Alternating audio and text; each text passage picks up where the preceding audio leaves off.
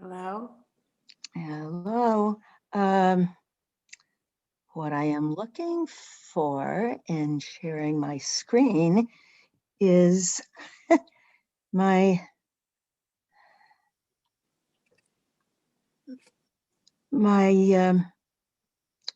slides. All right, let's see. What should I do? I should share.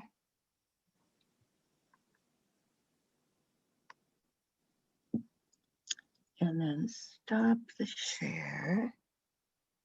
And then, okay.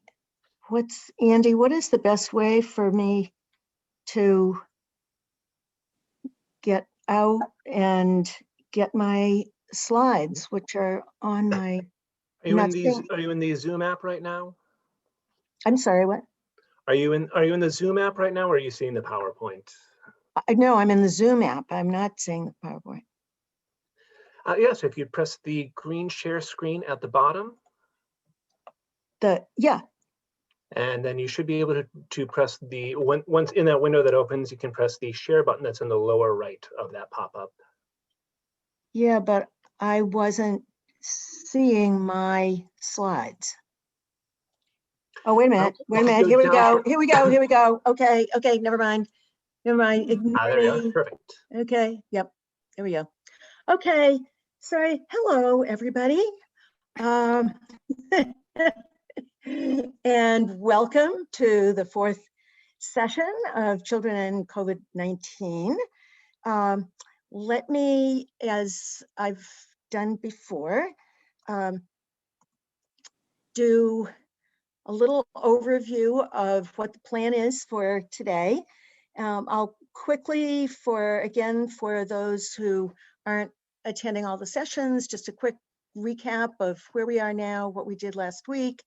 And then our focus this week is moving up from preschool children to children roughly from ages 5 to 12, really focusing on their social and emotional progress and challenges to that progress in the context of COVID-19.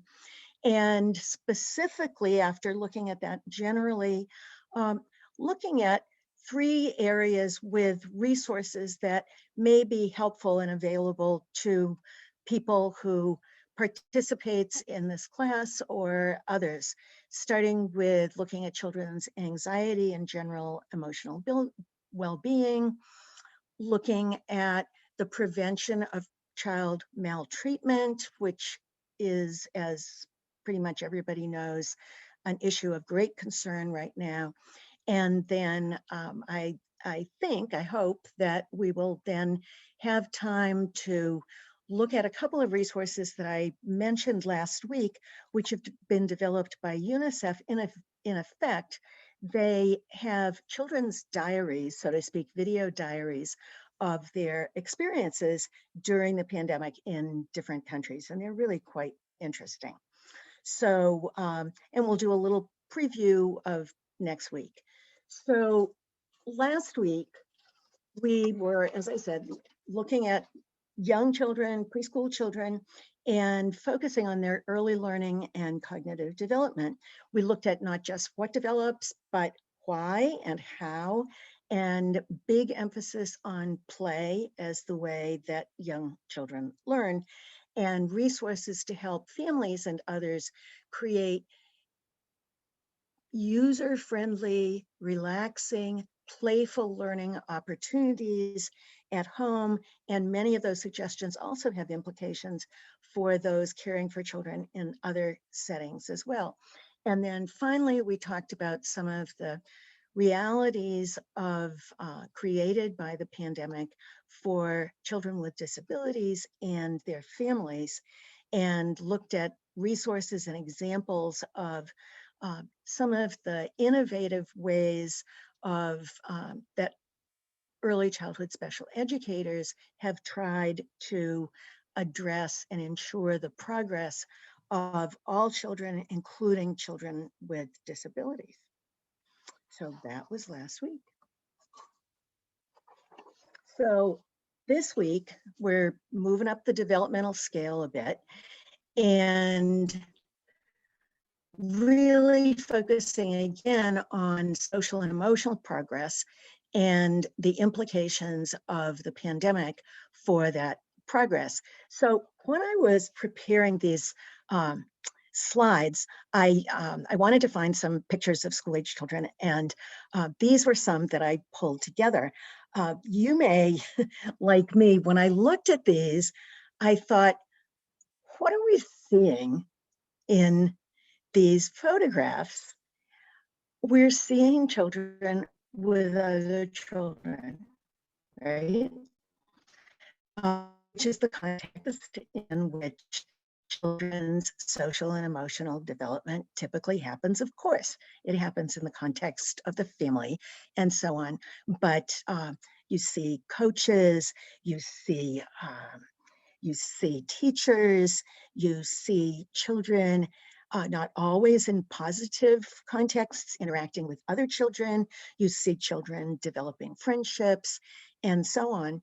And it's sort of evident that many of those opportunities are not available in the same way.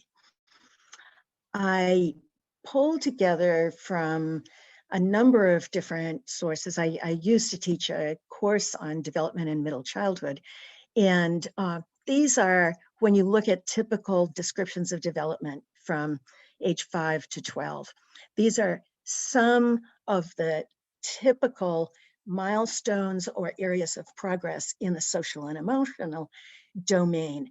And just to kind of quickly read them through, you typically see progress in children developing greater empathy.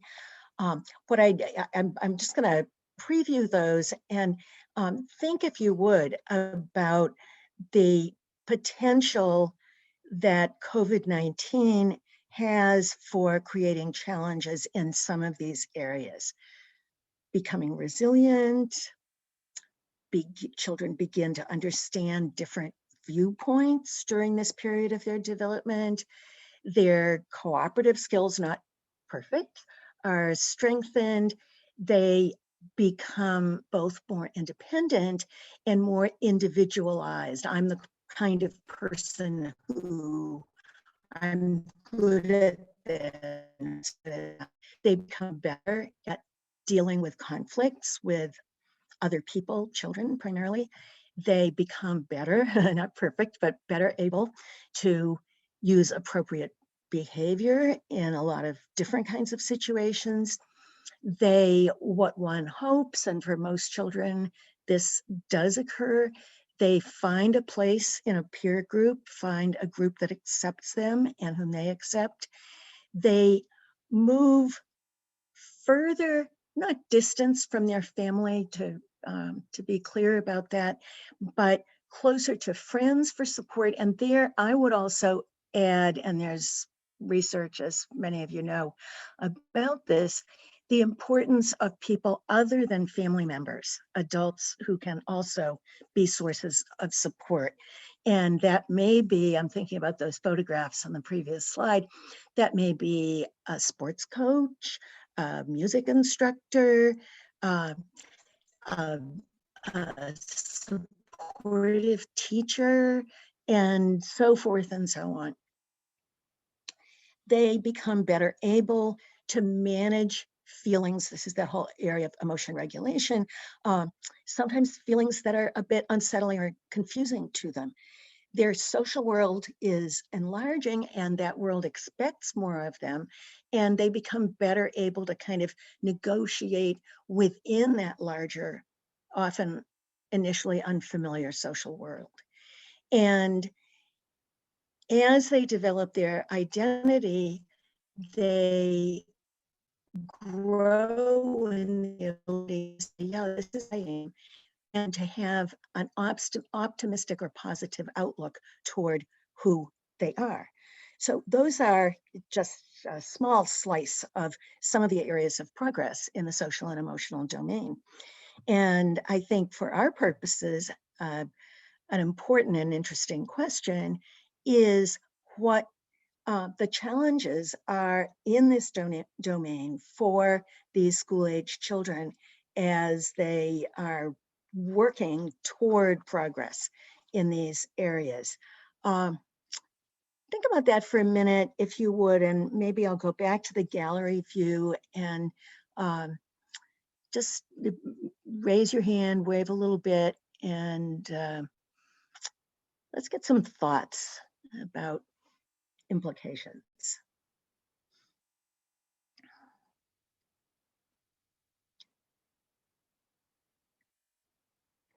Yes, Carol?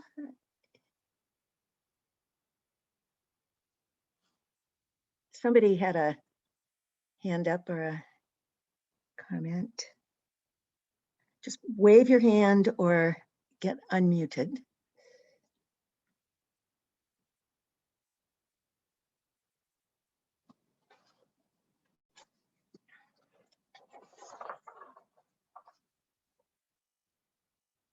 Requires a bit of thought. Yes, Carol? Claudia, sorry about that.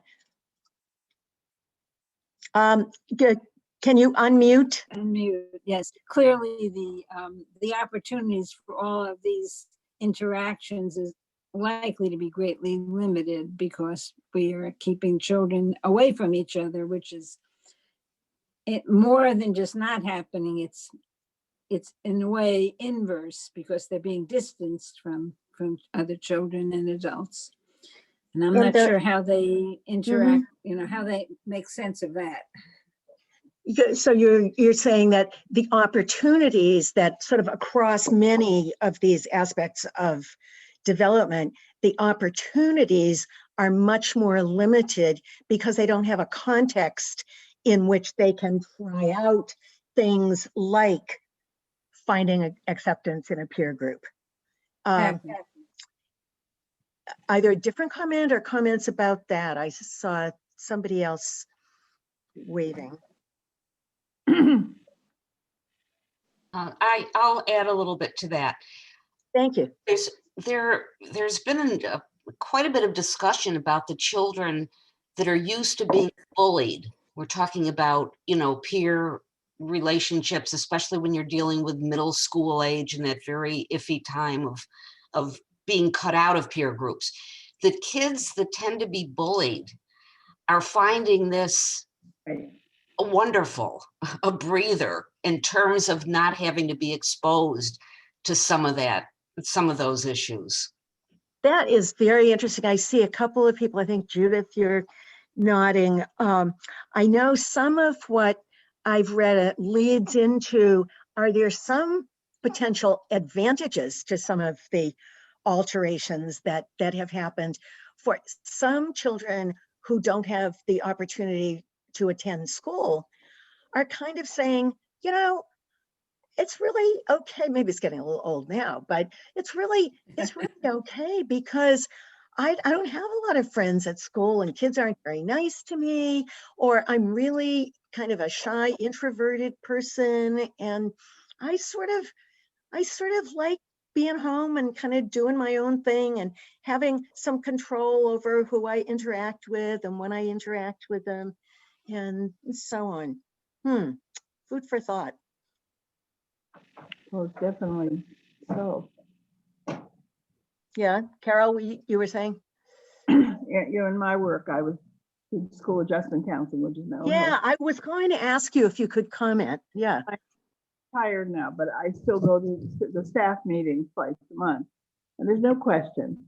The kids, the loner kids, the lost soul kids, the ones who were good students, but were very anxious about coming to school because either their anxiety stopped it or which is the chicken and which is the egg. Those kids, some of them are doing extremely well, doing better academically than they ever have because they were always sitting worrying, who am I going to eat lunch with? Or what's the next thing someone's going to say to me? So for that group of kids, it sounds weird, I know. Although Karen just said it, and they're definitely, it's a positive for those kids, but the normal development for all these, the question is, will it really affect the other kids' development, or because they just function well, they'll pick up where they left off. I mean, nobody really knows that yet. No, no. As you were describing the loner kids and so on, I was wondering, I think next week I'd like to really focus a lot on the transition back to school, whatever that looks like. And I think there are a lot of questions, right, Carol, about setting aside for now the academic area, but in terms of children's adjustment or emotional adjustment and so on, it's going to be different for different kids. It's going to be an interesting thing because the mental health counselors are trying as best they can to keep in touch with these kids through Zoom and through the phone. And, you know, you're not sure, the fair number of them feel very relaxed with this life. And the question will be getting them back to their other life where they need, and yet, or is the society going to change so much that they can go about the rest of their life? I mean, it's so much we just don't know. I mean, it's so counterintuitive in so many ways, but for other kids, they're bored, they're disappointed, they're all the things, but yet they also seem to, a lot of counselors are telling me they're fairly resilient. And the biggest issue they're upset about is it seems to be the academic piece of the kids who come from families that nobody pays any attention to what they do. So now that they don't get a call from a school that so-and-so isn't in school or so-and-so was late, I'm talking about at middle school level. Now those kids are just there's something that I was reading recently that I'm going to find the resource and send it as part of the resources for the next couple of weeks. It makes the case that the priority for teachers, counselors, and so on, as kids return to school, is really to think about the social and emotional adjustment. I mean, every child is different, but that there will be, for understandable reasons, a real push because of learning loss and so on, to just sort of jump over that, you know what I mean? And to just play catch up on academic basics. And the argument made by a lot of knowledgeable people like you, Carol, and others is, yes, some children will do just fine, but that having that at the front of one's mind as these transitions happen is likely to, in the long run, really pay off, because as I think, you know, pretty much everybody knows, but we really need to emphasize, those aspects of development aren't separate. And if we ignore this, we put the other at risk, right? Not separate. That's my, that's my. Yeah. Carlotta, would you add something? Well, as you were talking, I was thinking what a huge job that is for teachers to think about all of the different ways that different children with different personalities are going to be, what they each need as they come back to school. But the other thing I was wondering about, in addition to not having opportunities to interact with peers or with other people outside their family, we've also given children the message that the problem is other people. You know, this virus is spread through other people. So there's this message not only of not having positive interactions, but this message that stay away from other people. And I wonder how certain children are going to process that to sort of get over that. Mm-hmm. Yeah, sometimes, you know, you see cartoons that sort of address that humorously, and there is sort of a funny side to it from our kind of adult point of view. But when you think about developmentally, the task, particularly for children in this period of development, that one of their primary tasks is to take their place as, whatever their individual style is, they have to figure out ways to be a person, an individual, as part of a social group, and to live and learn as part of that social group. And I agree. As I say, there are a lot of resources that I'm going to share with you around what kind of support teachers will need and already need as these transitions take place. And I think particularly in the class after the next one, the last one, my thought was to really focus on support for adults, both families. I don't know if how many of you read the New York Times. There was a great full section a week ago in the Sunday New York Times that is also online about mothers in particular. So I mean, that's a whole additional pressing issue, and the pressures on mothers, whether they be working or not, in the multiple responsibilities and worries and challenges. And anyway, what kinds of supports are available and are needed? But also, this is a bit of a shift, but again, just as a food for thought, what as I think maybe Carol, you had mentioned, what are some of the ways that we've found of being with, whether it's students or children and families, that are different as a result of the pandemic, different uses of technology, different ways of interacting?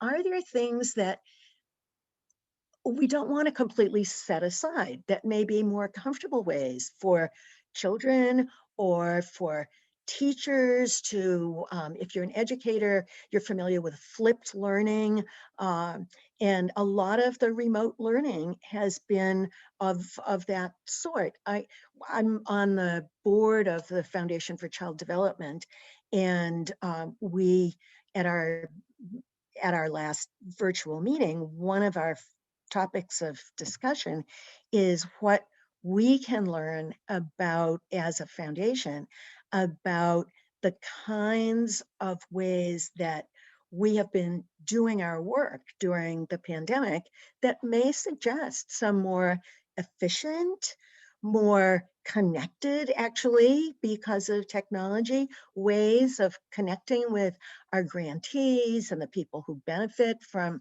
the resources that the foundation has, and so on. So I think the sort of bottom line there is that it is complex. Along those lines, I'm thinking, let me go back to that screen. All right. Why am I again not? There we go. Okay. Just to look at this list again, I was thinking about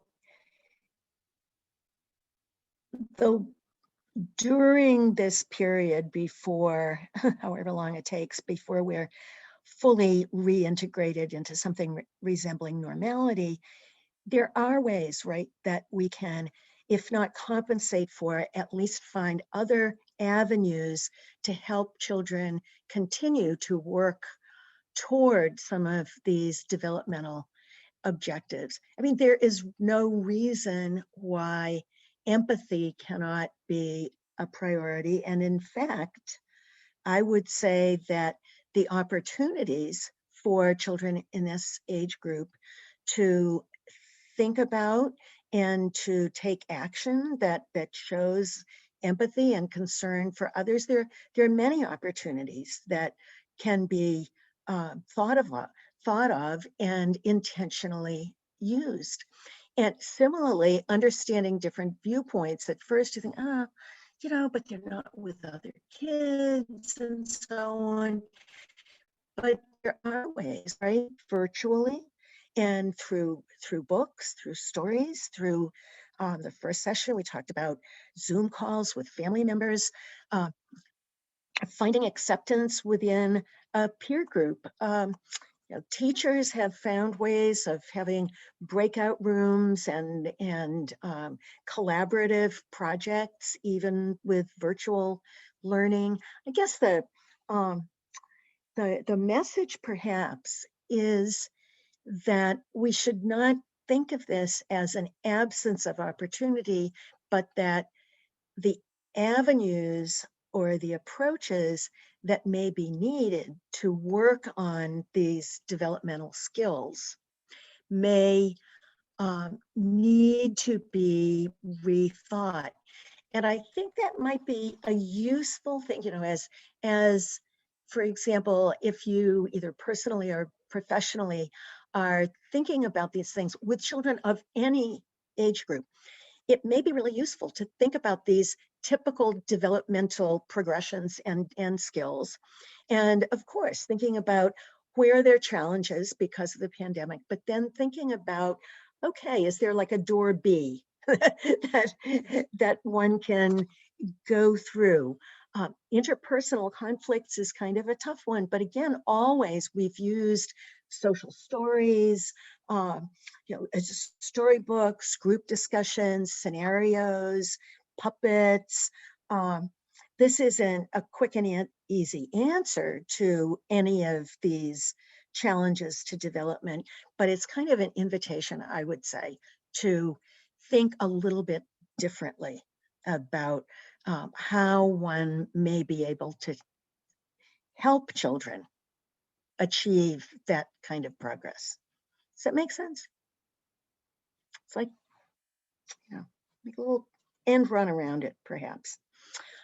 So, however, I guess I would transition with a however. So despite those best efforts, there are big challenges for many children. And I think Carol is reminding us, not all, but we do know that anxiety is a major issue now. Tell me something. Are you seeing, there we go. Okay. No, I wanted to go back one. There we go. Okay. There is a lot of evidence, that the level of anxiety on average for children in this age group and others, adolescents and so on, has really increased during this time. And there are lots of reasons for that. And obviously it's not a good thing for children.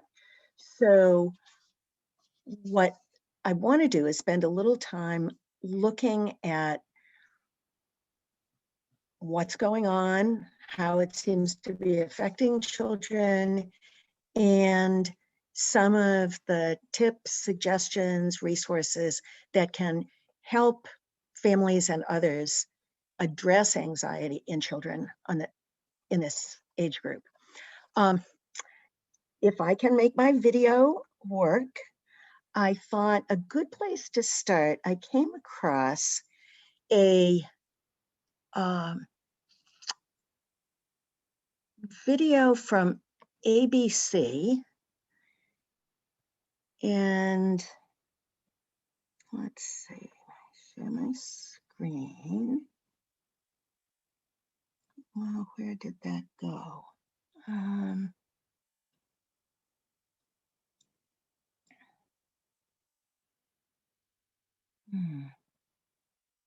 It's not that.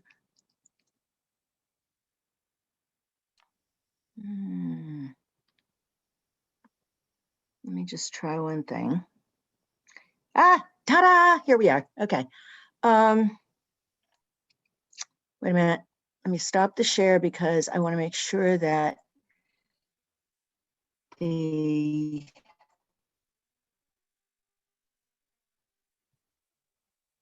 okay, Andy or somebody help.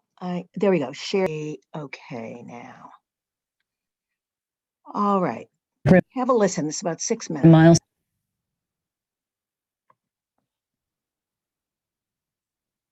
milestone in this pandemic, and as so many of our lives remain upended, we take a look now at how these uncertain times are impacting our children. Experts say the virus plus the isolation of virtual learning and social distancing from their friends all create a recipe for anxiety and depression. ABC's Ariel Reshef has this report. Mad. Why do you feel mad, Buglet? Because of this pandemic thing. Their feelings so many kids are experiencing during these highly unusual times. 9-year-old Anderson Fields, one of an estimated 4.4 million children nationwide coping with anxiety amid the COVID-19 pandemic, and 1.9 million dealing with depression. I want my kids to be okay. Disruptions to daily life, school by screen, mask mandates, throwing off routines and throwing families for a loop. The youngest generation navigating the isolation and uncertainty of this new normal. Childhood anxiety already on the rise prior to the pandemic. According to recent studies, there has been a 17% jump in anxiety diagnoses in children 17 and younger over the past 10 years. And Dr. Dave Anderson of the Child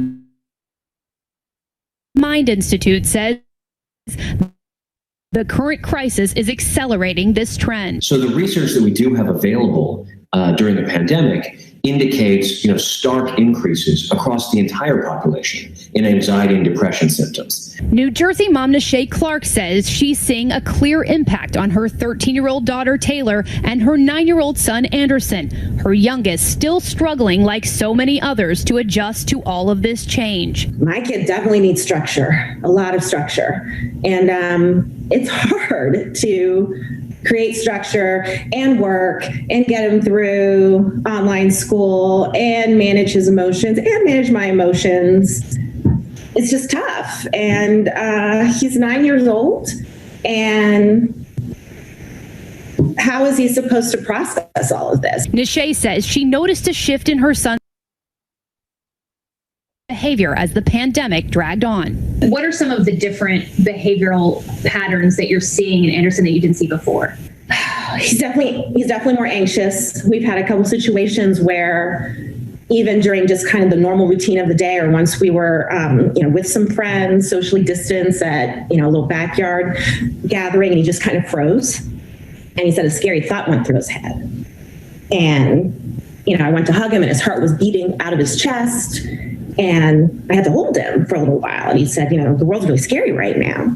And the Clarks are not alone. Nishay is part of a network of families supporting one another, their kids sharing a similar experience. Her friend, New Jersey mom Cynthia Verhoev says social distancing only enhances the anxiety her 6-year-old daughter Maddie naturally feels. So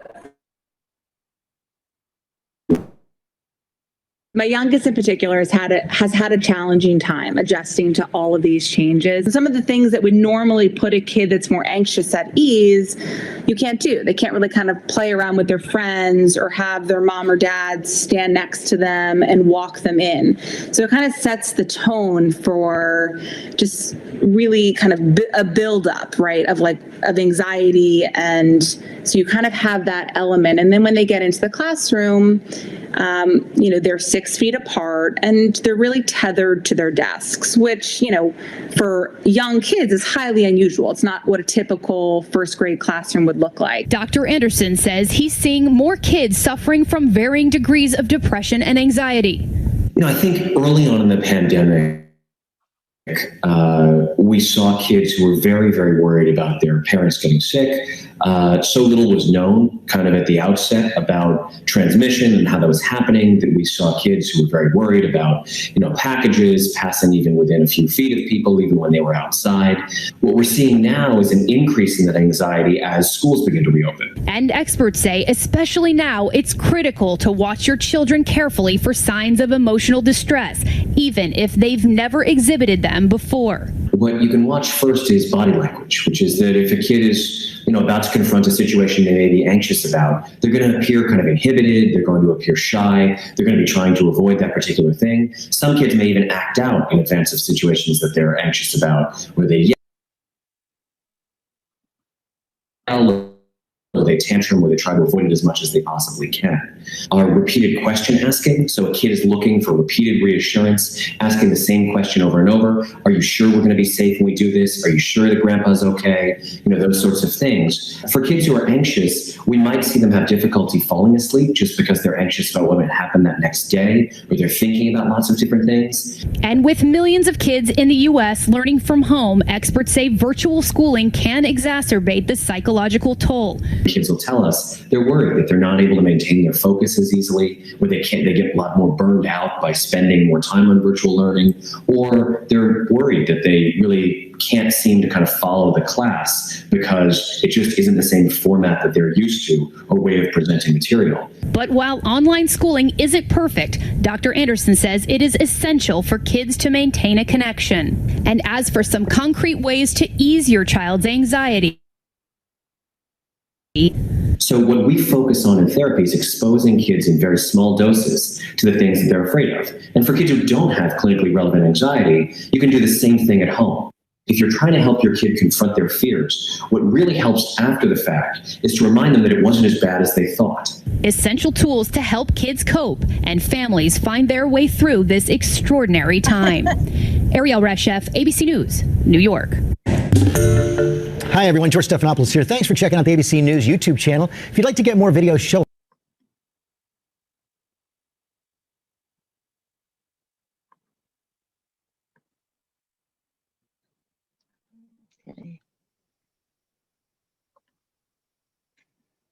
I thought that was actually quite nicely done for a brief video. The Child Mind Institute focuses a lot on children on the autism spectrum, so they have a very kind of clinical perspective, but I think that there are some useful insights there, and I really like the family examples that they gave. Let me first, think a bit about your own experiences with children who have anxiety, but let me move this for myself up a little bit. Some resources that I sent out may be useful either to you or to people that you work with. This is a real simple boil down, but maybe I can just expand on it a little bit. The EDC, the Education Development Center in Boston, has a nice kind of tip sheet about the COVID-19 pandemic and the prevalence of anxiety and distress among children and fearfulness among children. Some of this, I think, was referred to in the video, but and also in some of what we discussed a couple of weeks ago about talking to children about the coronavirus. But now this is specific to anxiety, and in some ways this is really obvious, but the first point is listen, and the reminder there is that children understand things differently, perhaps, than we do as adults, and that leaping into explaining, giving information and so on, without first listening to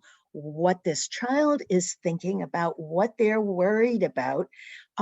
They may be worried about something, right, that didn't occur to parents as a source of their worry. There was an example on the video of the little boy really worrying about his grandfather. And this maybe wasn't necessarily something that the parents were concerned about. So listening first and then addressing the actual worries. The second point that I thought was really valuable was a reminder to adults, whether they be parents or teachers or other helping professionals, to be aware of one's own anxiety and of the tendency that children have to pick up on the anxiety that the adults around them have, whether that anxiety is expressed or not. And hard as it is, just a reminder that children's anxiety is not helped if we're feeding into it, and reducing as much as possible being exposed to a lot of adult anxiety and conversations among adults about their own anxieties. Accurate information, I think we talked about a few weeks ago, but again, I think especially with children in this somewhat older age group than the toddlers and preschoolers looking at earlier, is really helping families, especially, to see the importance of monitoring what their children are watching on screens and on television, and limiting the family's own exposure to all that is going on in the news, and speculations about the virus and who might have it and so on. And I think the fourth one is a theme over and over again, and it is helping children by showing them that people are helping, and here are things that we can do to help. And the simplest example is mask wearing, of course, but things that we can do to help individuals, and what healthcare professionals are doing, and so on. And over again, the theme of providing structure for children. And I think the psychologist on the video was very much emphasizing that. A few other things that kind of reinforce some of these points that I just wanted to share with you, and then hear what some of your experiences have been. These are one of the very useful resources in general, I think, is the American Academy of Pediatrics. I have found their materials in general, but specific to COVID-19, their developmental materials, their suggestions for families, really, really invaluable. Things like recognizing your child's feelings and saying to children things like, and this is relevant for teachers as well, I can see that you're upset because you can't sit right beside your friend right now, or whatever. With older children, kind of open-ended guiding questions. I know it's really frustrating that you can't do things with your friends during the pandemic. What are some other ways that you're connected with them, or that you could be connected with them? Having teenage grandchildren, I mean, that isn't always a magic solution, but trying to.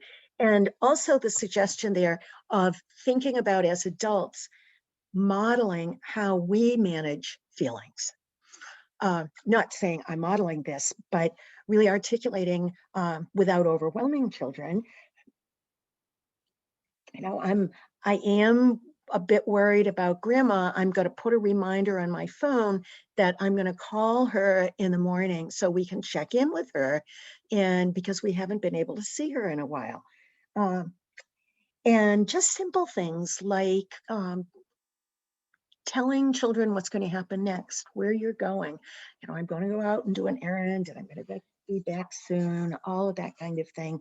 Lots of reminders about positive discipline, which ties into the prevention of maltreatment, which I want to get to a little bit later in this session.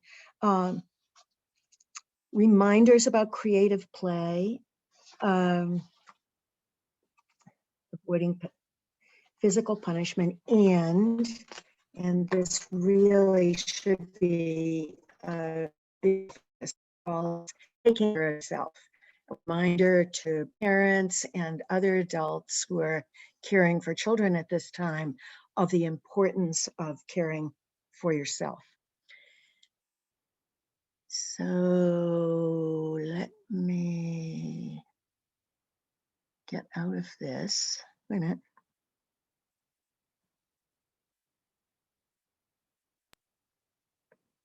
Okay. So let's take a little pause and think some more about anxiety and children.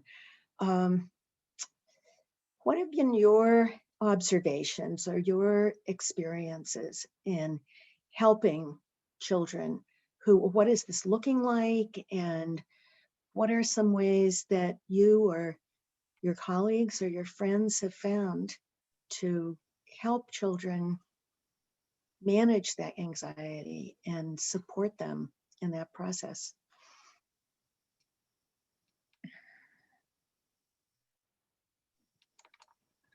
Okay, I'll start. Great. Thank you, Karen. I think one of the ways is not only, as mentioned, listening to kids, but sharing how you feel. In other words, as a mother, you know, talking to your kids at their level of, I'm just as anxious as you are. I don't get to go see my colleagues at work. I have to do this from home. I don't get to dress up and go out as much. You know, some of the same anxieties or the things that upset the adults. But I think one of the ways to deal with kids, and again, depending on their level, draw, you know, have kids put in pictures how they're feeling, make a little book, or let's talk about, I'll share my ideas, how I feel. You tell me how you feel, write it down. If it's an older child, do a diary, because I've encouraged my grandkids. I said, you know, 20, 30, 40, 50 years from now, this is going to be in all the history books. And if you keep a running journal Love it. of how you feel, you'll have something to look back on in terms of the situation. So I think those kinds of things, younger kids draw, you know, or play act, or whatever you can do to get them to express how they feel and how you can share how you feel. Yeah, yeah.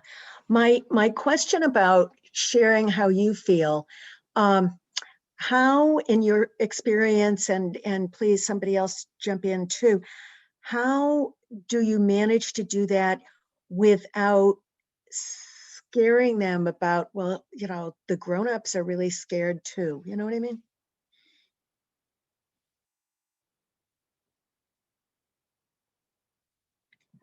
Carol, some Yeah. thoughts about that? Yeah, I agree with Karen. I think that the art and the writing, I've said the same thing to the kids about how they're such a part of significant history in terms of saving their own feelings. But you know, one of the toughest experiences I had, I may have shared it here before, I don't remember, but I was in one of the schools doing a classroom training with teachers when we heard about 9/11. And so then the whole next week, our whole system, we had things every day for weeks after, but I began to think a lot about it. I mean, I think that for families, for everybody, people needed to know that one another, that it was scary. Nothing like that had ever happened in our country before.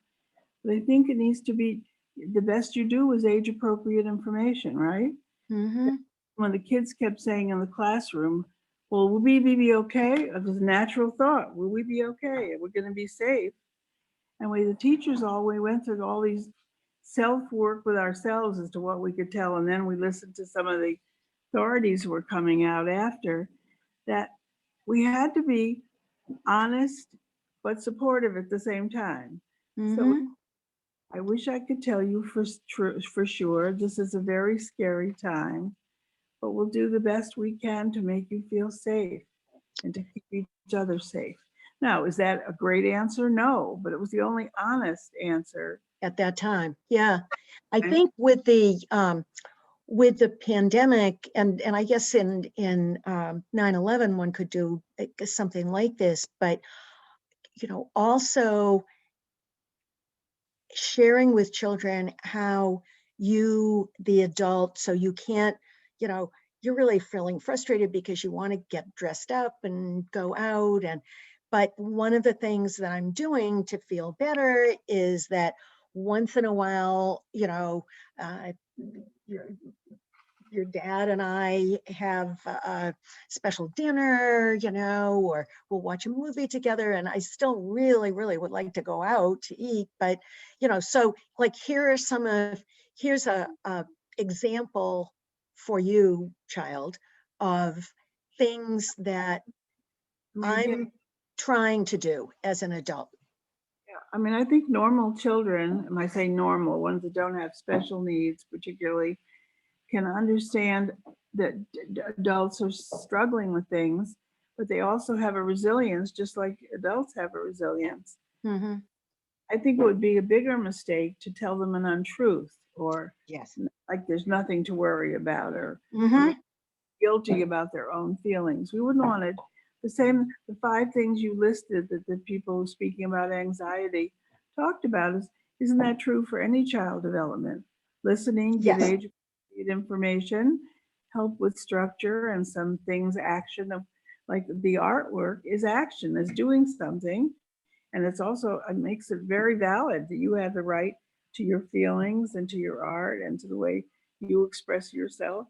And I'm interested in it. I think that kind of relationship and communication work is all we really can do.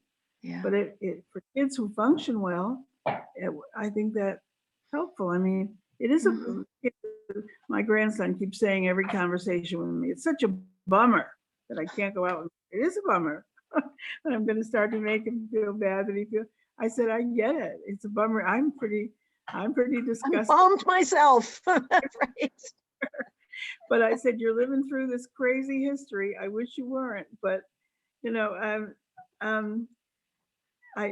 it's the whole thing. As I said, I'm sure Claudia is a friend. We've said it before. I'm sure thousands of dissertations will be written on this era, huh, Karen, in the field of how people function, didn't function, what worked. I mean, I was fascinated the first time I realized that a kid I knew in town who was messing up terribly, you know, was blossoming during the pandemic. And it made me begin to think about it. What's happening? That's when I came to the thought, I guess for some kids, all those stresses in their lives are gone. Is it the best? I mean, as I said, there's so much. There's so much. And you know, children. I think age-appropriate information in a kind, supportive way is one of the best things. I think to lie to kids or to make it seem like it's all around, I think that's what's damaging and anxiety producing. I think if you're feeling anxious, I mean, I share that. There's a certain way of sharing it, you know, that's age appropriate. I think I don't know. Yeah.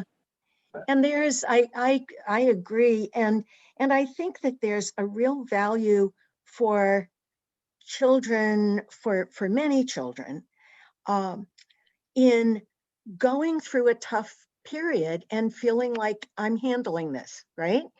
I mean, I think about our younger son when he was younger, actually, and recently had some really tough medical issues, and went through, as he did his parents, some really scary stuff.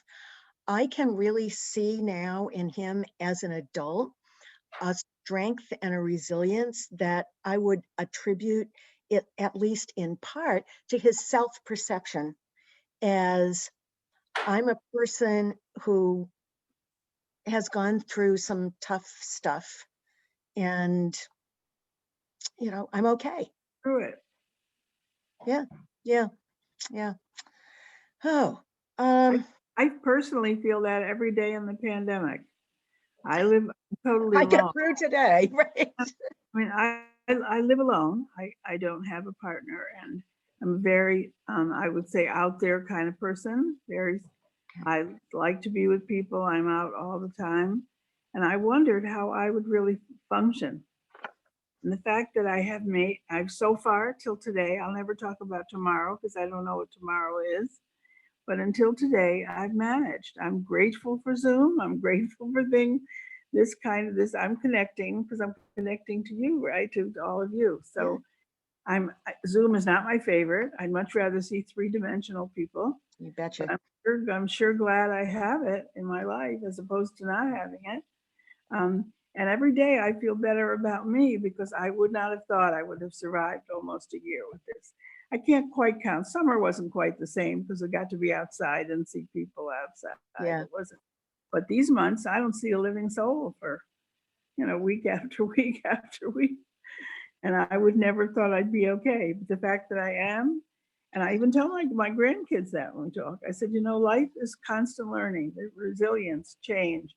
None of us could have predicted this. And as old as I am, I tell them I'm still growing and learning, because I wouldn't have thought I would know how to survive it. And I get to feel grateful for the ways, for all the help I have to do it, having a society that has this technology, having caring people, it's kind of, so I think that kind of communication is the best thing you can ever do with whatever age. It's for me anyway. We have to help each other, right? Yep. Absolutely. I'm going to shift to something that's even a little bit harder and guide us into thinking about the issue of child maltreatment. Okay. Let me go back here. Marilou, I think there was another hand up. Was it? Oh, thank you. Please, while I'm doing that. Yes. Could you unmute yourself and share? Hi. Thank you, Karen.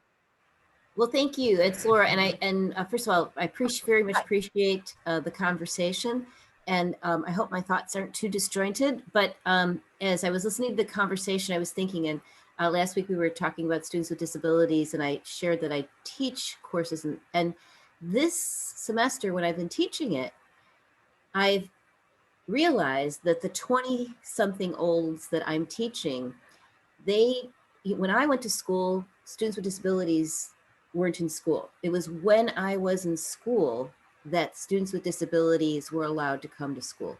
And that made many people in my generation who grew up with sisters or brothers or cousins who had disabilities and saw that they didn't have school, it made people in my generation become advocates for children with disabilities.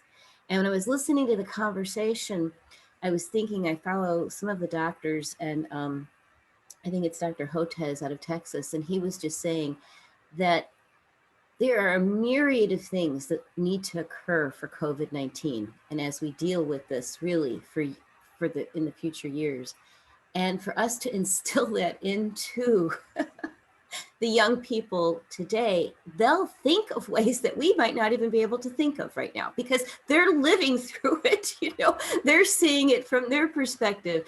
And so I was just thinking about that. I don't know what specifically to tell them, but I'm just kind of holding on to that they may have some new ways to think about things because they're actually living through it in a different way than we are. Thank you for sharing that. I agree, and it's given me something to think about with my college-age grandchildren as well. I think that would be a very interesting conversation to have. COVID-19 and child maltreatment. I think we all know what the risks are. Let me just summarize to you. Some of you know a federal agency called SAMHSA. When I was working as a fellow in the US Department of Education some years ago, we collaborated. That's a Substance Abuse and Mental Health Services Administration, and they do a lot of funding. Anyway, a recent report, and I think this is in your resources. Let me just quote a little bit here. As the COVID-19 pandemic continues, Americans are required to stay home. However, the home may not be safe for many families who experience domestic violence, which may include both intimate partners and children. COVID-19 has caused major economic devastation, disconnected many from community resources and support systems. This is just a good summary of the risks, and created widespread uncertainty and panic. Such conditions may stimulate violence in families where it didn't exist before, and worsen situations in homes where mistreatment and violence has already been a problem. The SAMHSA report goes on to say that, again, I think most people know this, but rates of child abuse and neglect are 5 times, it can happen anywhere, but 5 times higher, according to the CDC, for children in families with low socioeconomic status. And of course, the influence of job loss and poverty, which as documented, have had multiple effects on children's health, mental health, as well as on risks for abuse and neglect. Increased stress levels among parents are often predictors of physical abuse and neglect of children. Parents who are stressed more likely to respond to their children's anxious behaviors or demands in aggressive and abusive ways. And you can see that cyclical children who are anxious, as Childmind and others emphasize, some of them tend to act out more than they normally would, or parents' tolerance for developmentally typical acting out is their own ability to regulate their emotions is being undermined. And another point that's emphasized in the SAMHSA report is that the support systems that many at-risk parents rely on, I'm thinking back now, Erin, to home visiting, for example, although there are innovative ways of trying to continue that, but it is different. Or interactions with the next door neighbor who can help kind of calm that stress. Childcare in schools, religious groups, other community organizations, in many areas, those aren't available. And then the other thing that is emphasized, and in the interest of time, there is a link in your resources to a really nice short PBS piece with Judy Woodruff, and emphasizing that, as I think many people have read, initially there was kind of a feeling, oh good, it looks like there aren't as many reports of abuse during the pandemic, but there are fewer reports because the people who might be likely to report are not seeing children face to face. So all of that, it has caused very serious concerns about the risk of child maltreatment. What's recommended is everything under the sun. I recommend a lot to you another resource, which is actually out of UNICEF, the World Health Organization, an umbrella organization called End Violence Against Children, and so on. And it's about protecting children from violence, abuse, and neglect in the home. And what I like about this way of thinking is that it covers the whole spectrum. In other words, one of the things that, and I really would like to hear from people who probably have more experience than I do, but I get concerned about some of the fight child abuse things that are put out because they seem to be entirely or mostly about reporting. Important as reporting is, primary prevention, looking at the underlying causes of child maltreatment, is also extremely important and needs to be addressed. Some of you may be familiar with, it's been written up in different ways, but the kids in the river. So this is, like a little fantasy story. So there's a river going along, and somebody notices that there's a child in the water in the river and floating down the stream. And so this good-hearted person jumps into the river and pulls the child out and rescues that child and puts the child on the shore. And the next thing you know, there's another child coming down stream, and all these people are gathering around and pulling children, rescuing these children. And they look, and there's one person who's leading away upstream. And everybody goes, where are you going? Look at this. There are all these children in the water. And this person says, I'm going to find out who is pushing those kids into the river. which is primary prevention, okay? Let's figure out what are the root causes while not ignoring visible and serious signs of abuse. So just as an example, in this report, the prevention pieces, and a lot of these are kind of at the community level, but identifying culturally appropriate, age appropriate messaging to emphasize positive behaviors and discourage negative ones, using all kinds of media that are useful in different cultures and different contexts, working with religious leaders, community leaders, including information on child protection in all public health messaging. Also very important, and I think this goes right down to the community level, providing access to positive parenting resources. Again, going upstream, right? And providing parents and caregivers, including, and I think this is such an important point, those who are the hardest to reach, providing them with resources.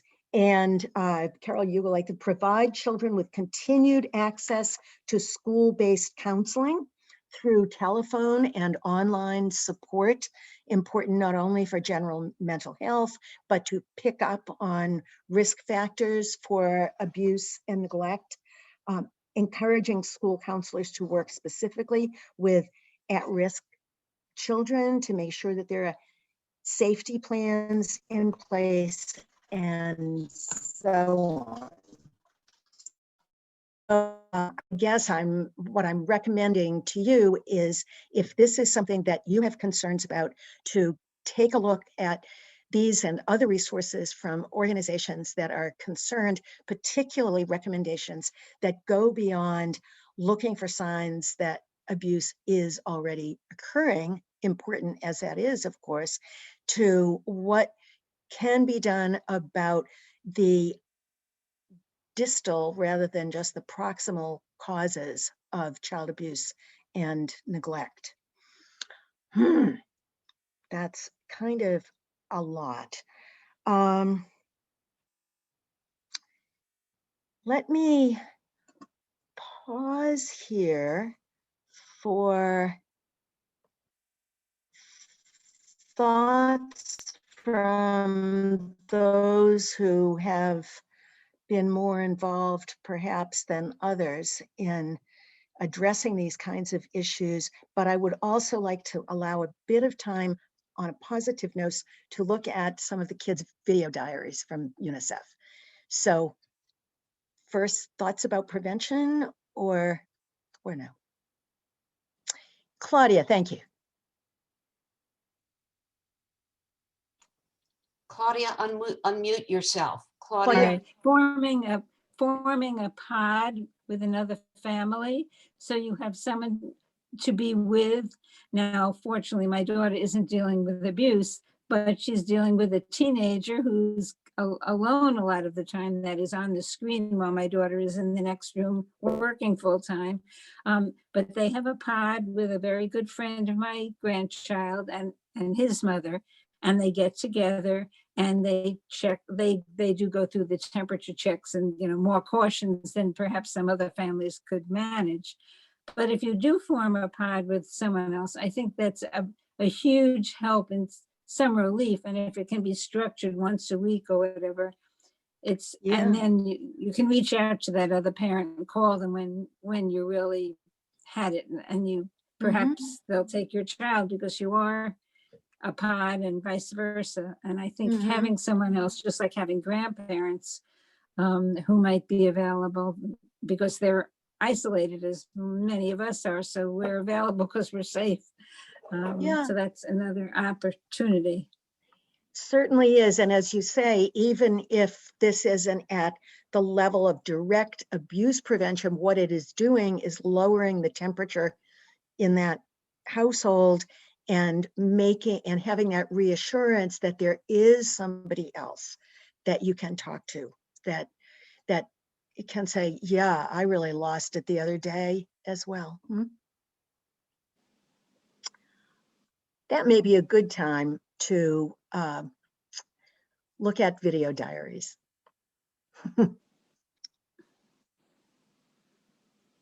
Well, where's my UNICEF?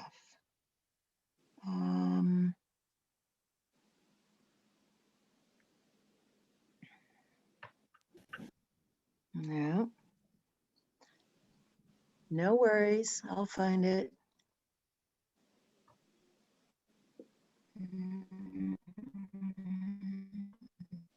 Oh, I know what I can do. Okay. Can I?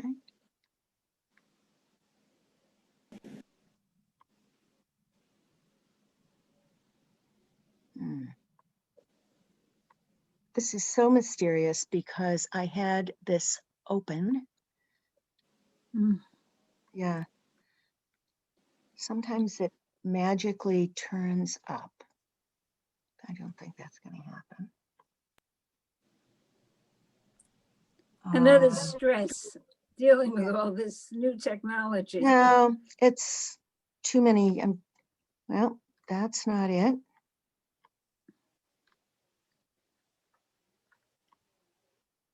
Give me a minute here, and I'm just trying to think of a workaround here. On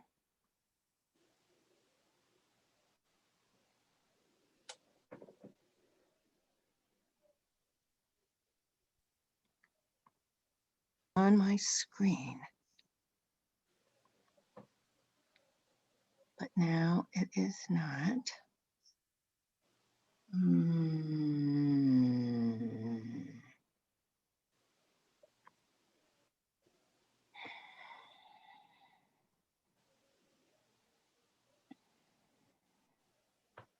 Marilou, is your Zoom box open, the white box, when you share a screen?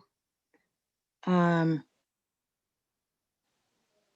white box. If you click on your screen. Yeah, I see what you're saying. And it should open the white box, and it should be, I think, in there someplace.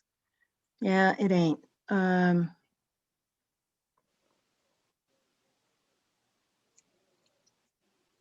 Well,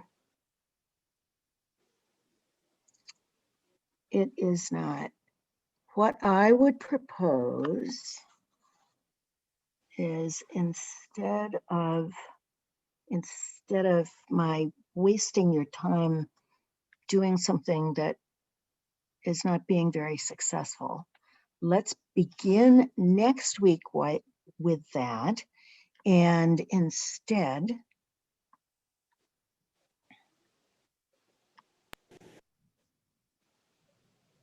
wait a minute, I wonder. The UNICEF. Yeah, I know, but that's not. I have my notes. I have the link, but it's, yeah, that was just the slide. I wonder if I copy. Wonder if I copy that link. Okay, I'm just going to try one more thing.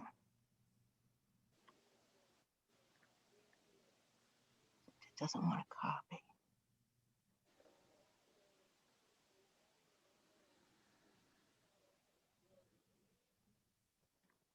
Yeah.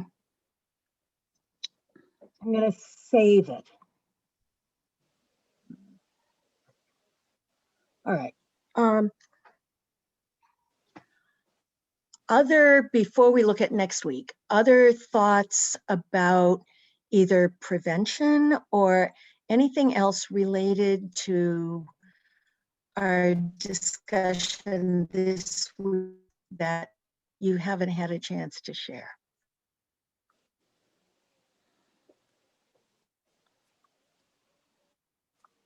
See anything, Karen? Okay. Preview of next week. Well, I would add let's kick off, because then I'll know that's on my screen, a couple of I love the video diary from South Africa. And then in really a contrast, there's a little girl in Yemen. These are actually tales of resilience, I would say. I think we want to spend time on reopening schools. We talked briefly last week about English language or dual language learners and how they can be supported. I may shift a few things around. I'll send you the appropriate resources for next week. I was connecting with my work friend, Linda Espinosa, who is one of the most knowledgeable people about issues related to young English language learners. And she said she would love to come and Zoom with us for a while, but she wasn't sure that she could do it next week. So what I may do is switch a couple of things around.